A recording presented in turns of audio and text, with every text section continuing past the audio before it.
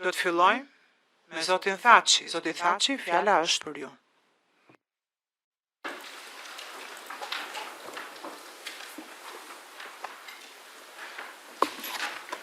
Thank you. Të nderuar kryetari i trupit, gjykues zoti Smith, të nderuar gjyqtar, të nderuar të gjithë pranishëm, përshëndetje juve të gjithë që na përcjellni nga galeria. Dje në Kosovë u shënua 18 vjetori i pavarësisë së Republikës së Kosovës. Me 17 shkurt 2008, duke ndjerë rrahjet e zemrat e stërgjyshërve tanë, shpallëm Kosovën shtetë e pavarur dhe sovrane demokratik.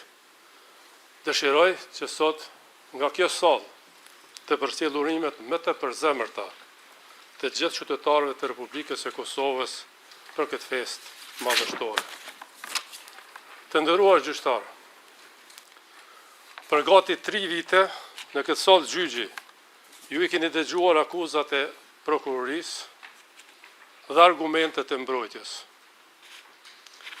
Ju i keni parë faktet, ju keni dëgjuar të vërtetën.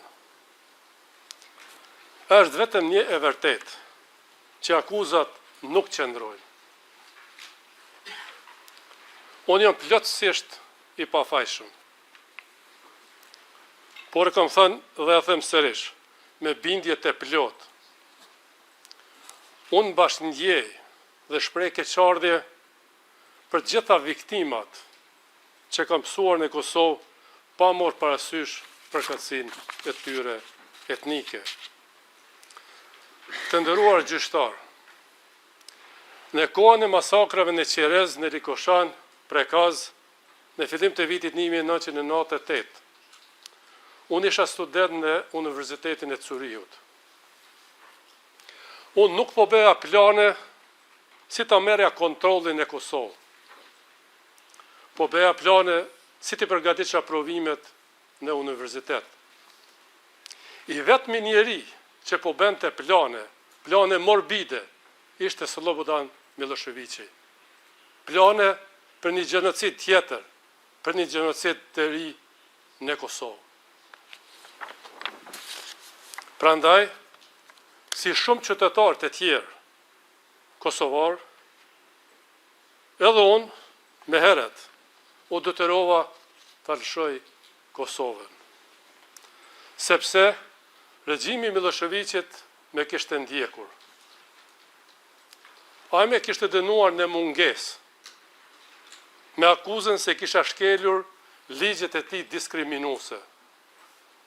Me vonë, po i njëjti regjim do të dënoj në mungesë edhe presidentin Clinton, edhe sekretarin Albright, edhe kryeministrin Blair, edhe kancelarin Schröder, edhe presidentin Chirac, edhe sekretarin e përgjithshëm të NATO-s, zotin Solana dhe të tjerë, dënime në mungesë. Prandaj duke i parë masakrat ndaj popullit tim, unë, si dhe shumë të tjerë, nuk mund të qëndroja indiferent. Vendosa të kthehem në Kosovë, në pranverë 1998. Ky ishte vendim krejtësisht personal i imi, i askujt tjetër. Sepse nuk mund të qëndroja anash, ndërsa familja dhe populli im përballej me shfarosjen. Bëra që do të bënte secili prej jush, nëse vendi juaj, populli juaj, do të përjetonte atë që përjetoi populli im. Për këtë jam shumë krenar, dhe nuk i bie pishman asnjëherë. Të nderuar gjyqtar,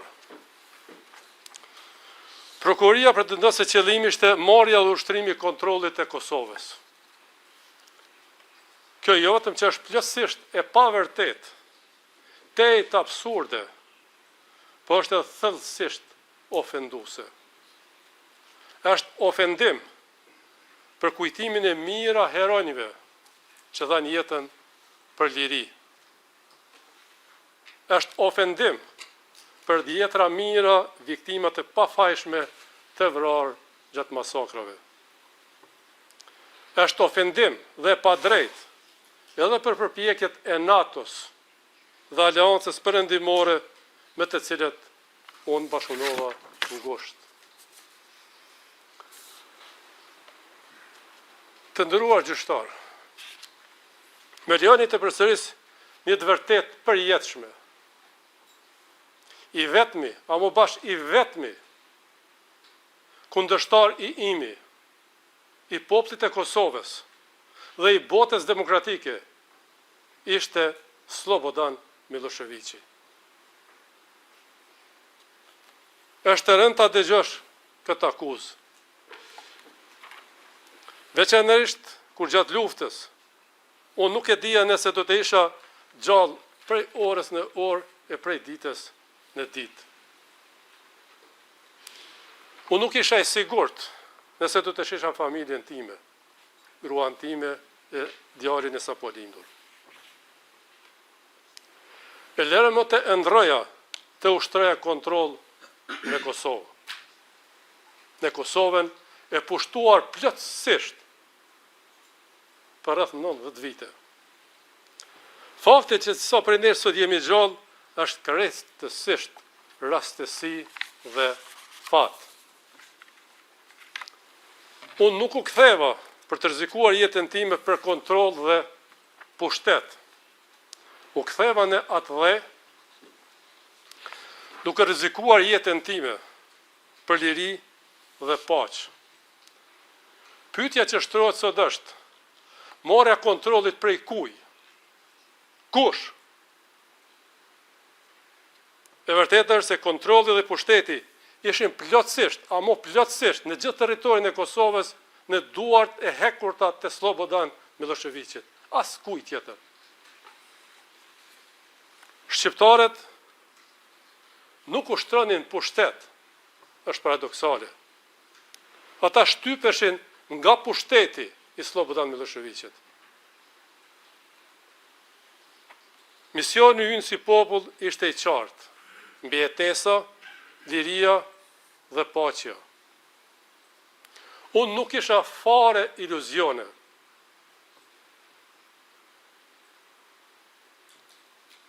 Por, shpresa e jone vetme për shpjetim ishte bota demokratike, Shtetet e Bashkuara të Amerikës dhe NATO. Prandaj tërë fokusi im ishte ndërtimi dhe forcimi i kësaj aleance. Për këtë qëllim, unë udhtova në shumë kryeqytete për t'i bindur për kauzën tonë të drejtë në Bruksel, Londër, Berlin, Paris, Bern, Oslo, Vjen dhe vendet e tjera. Por kudo që isha në kontakte vazhdueshëm me zyrtarët e administratës amerikane. Miloševići e kishte filluar luftën në Kosovë, ndërsa ne kosovarët vetëm mbroheshim. Por luftën mund ta përfundonte vetëm NATO, askush tjetër. Dhe ashtu ndodhi. Po të mos ishte intervenimi i NATO-s, lirit Kosovës nuk do të kishte as pavarësitë e Kosovës. Prandaj pavarësia nuk ishte instrument për të marrë pushtet, por për dinjitet. Të nderuar gjyqtar, kjo prokurori me thuri shumë lavde, e më dha shumë tituj e grada. Por e vërtet është krejt tjetër. Unë nuk isha ai i cili transportova rezistencën nga perëndimi në Kosovë. Unë ju bashkova rezistencës në Kosovë. Nuk ishte kthimi im nga perëndimi arsye pse UÇK-ja po masivizohej.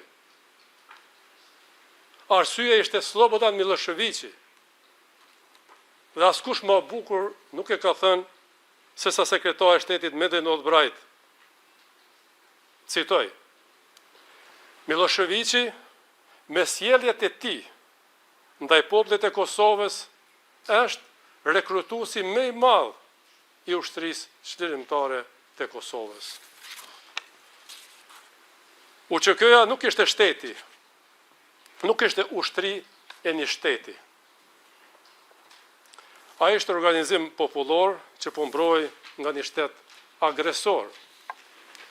Fakti që UÇK-ja nuk ishte organizuar ashtu siç pretendon prokuroria se ishte, nuk e zbe as pak rolin e saj për lirinë e Kosovës.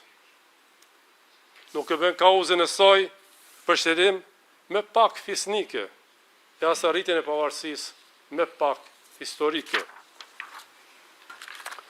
Fitoria e Kosovës ishte më shumë politike dhe diplomatike. Suksesi më i madh i popullit të Kosovës ishte bashkëpunimi plot dhe besimi me Perëndimin. Ata na ndihmuan pikërisht, sepse e dinin se kush ishim dhe çfarë qëllimi kishim. Unë me asnjë çmim, në asnjë rrethon, nuk do të rrezikoja këtë aleancë me asgjë në këtë botë. Sepse ashtu do të rrezikoja vetë lirinë e Kosovës, do të rrezikoja ekzistencën tonë kolektive. Synimi ynë ishte paqja, nuk ishte lufta. Kur bota demokratike vendosi të thras konferencën e paqes në Rambuje, ne ju përgjigjëm pozitivisht ftesës së tyre. Ushtria çlirimtare e Kosovës ishte një nga 3 grupet përfaqësuese të Kosovës në këtë konferencë dhe përfaqësues të pavarur të tjerë. Megjithatë, gjatë gjithë procesit në Rambuje dhe Paris, ne punuam si delegacion i Kosovës. Pranuam marrëveshjen e paqes, edhe pse ajo nuk i plotësonte të gjitha kërkesat legjitime. Por Kosova zgjodhi paqen dhe demokracinë. Serbia zgjodhi luftën dhe gjenocidin. Për të ndihmuar bashkësinë ndërkombëtare ashtu siç na ishte kërkuar nga perëndimorët, të 3 grupet, Lidhja Demokratike e Kosovës, UÇK-ja dhe LBD-ja, u pajtuan për formimin e qeverie të përbashkët, që do të funksiononte deri në zgjedhjet e para të lira demokratike në Kosovë. Ishte marrëveshje për të bashkuar forcat dhe energjitë për një qëllim të përbashkët, lirinë e Kosovës.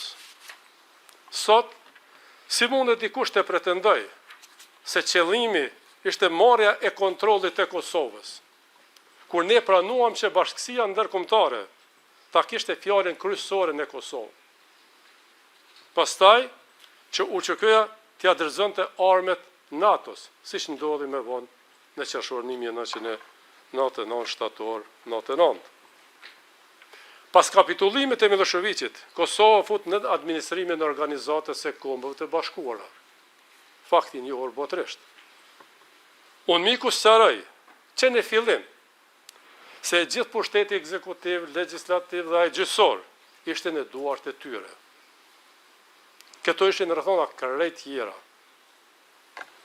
Më pas, unë punova me UNMIK-un dhe me partitë e tjera politike, për të ndihmuar në zbatimin e mandatit në të mirë të popullit të Kosovës.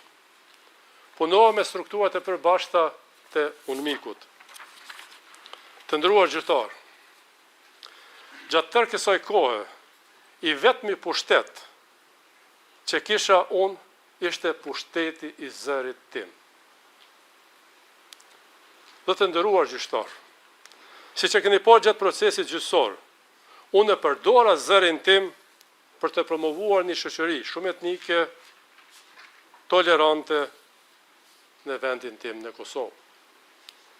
Unë u bëra thirrje serbëve lokal që të qëndrojnë në shtëpitë e tyre dhe të ndërtojnë një jetë të re së bashku me ne.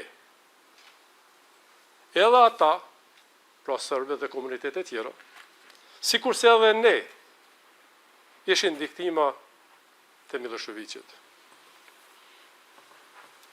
Nuk ishte dhe s'pak e lehtë të bëje këtë, pas tër asaj që kishte ndodhur. Por ishte gjëja me drejt dhe me e dur që mund të bëja. Kur në Kosovë po hapeshin varre gjithandej për mijëra viktima, mijëra të zhdukur nuk gjindeshin, mijëra pengje shqiptare ishin marrë me vete në Serbi, dhimbja ishte e thellë dhe kolektive. Ajo që mund të bëja, ajo që po bëja, mund të kishte edhe pasojë fizike, por edhe elektorale. Por Kosova ishte më e rëndësishme se sa fati im personal. Pas hyrjes së NATO-s në Kosovë dhe largimit të forcave serbe, qytetarët e Kosovës nuk po luftonin. Ata po festonin lirinë e shumë pritur. Gjatë 9 viteve të para pavarësisë, do të thotë 1999-2008, ne ishëm qytetarët e OKB-s në vendin tonë. Gjatë saj kohë, unë i bëra thirrje popullatës të kishte durim, të ishin tolerant, të bashkuar dhe të kishin besim të partnerët ndërkombëtar. Pavarësia ishte fryt i aleancës tonë me botën demokratike. Pas pavarësisë, punova me Bashkimin Evropian, me SBA-n dhe faktorë tjerë relevant për normalizimin e raporteve me Serbinë. Të nderuar gjyqtar, ajo me të cilën u përballëm nuk ishte vetëm periudha e luftës. Ishte një shekull shtypje dhe apartheid. Traumat kolektive shkaktuan edhe ndjenjen e fortë e zemrimit dhe hakmarrjes gjatë dhe pas luftës. Presidenti Clinton erdhi në Kosovë me njerë pas lufte dhe na tha: ne e fituam luftën, ndërsa ju duhet ta fitoni paqen. Unë e mora këtë mesazh shumë seriozisht. E përdora zërin tim për të bërë thirrje për paqë, tolerancë dhe unitet. Gjatë pjesës më të madhe pas luftës, deri në shpalljen e pavarësisë, unë nuk isha në pushtet, isha jashtë pushtetit. Edhe ku era në pushtet, ku marrë me fitore elektorale. Por gjatë tërë kohës, unë respektova normat demokratike dhe rezultatet e zgjedhjeve. Dhe kurdo që partia ime ishte në pushtet, ishte gjithmonë në koalicion me Lidhjen Demokratike të Kosovës dhe parti tjera politike shqiptare dhe jo shqiptare. Së bashku e bëm shtetin, Kosovën shtet realitet. Por, të nderuar gjykatës, propaganda ruse dhe serbe nuk do të na falnin lehtë. Pasi dështuan ta delegjitimojnë pavarësinë e Kosovës në gjykatën ndërkombëtare të drejtësisë këtu në Hagë, ata e mësyn Këshillit të Evropës. Ringjallën pretendimet e tmerrshme për trafikim organesh. Pretendime këto që ishin hetuar edhe më parë nga Tribunali i Hagës, nga UNMIK-u dhe EULEX-i. Dhe ishin hedhur poshtë si të pa baza. Sapo u publikua raporti i Dikmartit, si kryeministri i Kosovës, atkohë mblodha përfaqësuesit kryesor ndërkombëtar, ambasadorët e Kuintit në Kosovë dhe udhëheqësit e EULEX-it.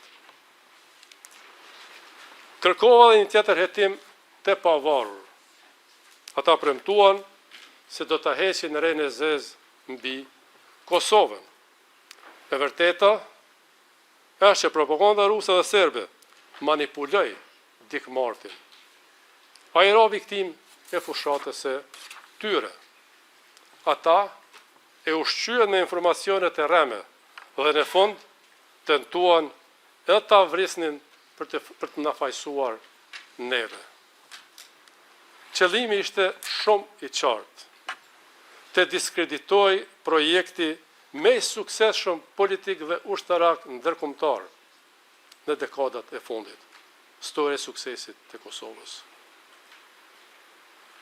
Kur votuam në Parlamentin e Kosovës për themelimin e kësaj gjykate, ne besuam se ajo do t'i trajtonte akuzat në raportin e Dikmartit dhe do të vepronte në përputhje me Kushtetutën dhe ligjet e Republikës së Kosovës. Në praktik, asnjëra tjetra nuk ndodhi. Unë jam kritikuar shumë dhe kritikuam ende në Kosovë, pse mbështetëm themelimin e kësaj gjykate. Kritikët thonë se kjo gjykatë synon kriminalizimin e luftës sonë për liri dhe idenë e pavarësisë. Këtë nuk i kam besuar në atë kohë kur e votuam, por uroj sinqerisht që koha të dëshmoj që unë kisha të drejtë e kritikët e kishin gabim. Kjo prokurori në vend që të heqë rënë e zezë Kosovës, kërkon t'ja zgjedhë diellin me një stuhi të zezë, të ashtu quajtën ndërmarrje e përbashkët kriminale. Shumë nga akuzat që kam dëgjuar nga kjo prokurori të nderuar gjyqtar në këtë sallë, i kam dëgjuar edhe gjatë fushatave zgjedhore në Kosovë, hamojën bashkë të njëjta. Është e vërtetë e dhimbshme që kjo prokurori përpiqet të hedhë poshtë dëshmitë të zyrtarëve të lartë të NATO-s, Shtetit Bashkuar të Amerikës, Britanisë së Madhe dhe OKB-s në këtë gjykatë. Të atyre dhe njerëzve të tyre që ishin tërkohën bashkë me ne në terren, që ishin sytë dhe veshet e perëndimit nga Kosova. Për me keq, kjo prokurori pretendon se unë pas kam qitur në lajthitje gjatë gjithë kohës së luftës. Kjo është krejt çesharake. Si duket, kjo prokurori sërisht me mbiqmon më tepër se që meritoi. Nga ana tjetër, kjo prokurori lartëson në qiell dëshmitë e fabrikuara nga epoka e regjimit të Slobodan Miloševićit. Kështu, ajo i njëron edhe vetë të vërtetën. Të nderuar gjykatës, krejt në fund. You've exceeded that. You've exceeded. Ju ka 2 minutë maksimum. dhe tha që keni kaluar kohën që ishte të caktuar. Në Rambuje, unë mbështeta kërkesën që tribunali për Jugosllavinë të jetoj krimet e supozuara nga të gjitha palët, ndërsa nga përfundimi i luftës të gjitha kompetencat për hetimin e krimeve të luftës ishin në duart e ndërkombëtarëve, Tribunalit për Jugosllavinë, UNMIK dhe ULEKSI. Unë mbështeta punën e tyre. Asnjë akuzuar në Kosovë për krime luftës nuk ishte arratisur dhe madje asnjë gjam nuk është thyer për kundërshtuar proceset ligjore gjatë 25 viteve të pas luftës. Pas shpalljes së pavarësisë, kur unë isha kryeministri i Kosovës, unë u pajtova që hetimet e pavarur për krime lufte të mbesin në duart e ULEKSit. Si presidenti i Kosovës, angazhova ekspert, eminent ndërkombëtar dhe vendor të gjitha komuniteteve për të krijuar një forum të drejtësisë tranzicionale për viktimat, Komisioni për të vërtetën dhe pajtimin. Por e vërteta është se drejtësia për viktimat nuk mund të ndërtohet duke ndjekur të pafajshmit. Pajtimi nuk mund të ndodhë me ndjekje selektive dhe një etnike. Të nderuar gjyqtar, Alia Fondi, gjatë gjithë jetës sime unë isha përkrah popullit e Kosovës, në mbrojtje të lirisë, jetës dhe dinjitetit njerëzor. Gjithmonë duke u hequr nga idealet perëndimore të demokracisë, barazisë dhe drejtësisë. Sot, në përfundim të këtij procesi, e kam vetëm një lutje të nderuar gjyqtar për ju, që vendimi juaj të jetë në përputhshmëri me Kushtetutën e Kosovës, ligjet, provat dhe faktet. Dhe provat e paraqitura e bën shumë të qartë se akuzat nuk qëndrojnë. Prandaj, i vetmi vendim i drejtë është pafajësia e plotë. Ju faleminderoj shumë. Thank you, Mr. Faleminderit, zoti Thaçi. Zoti Veseli,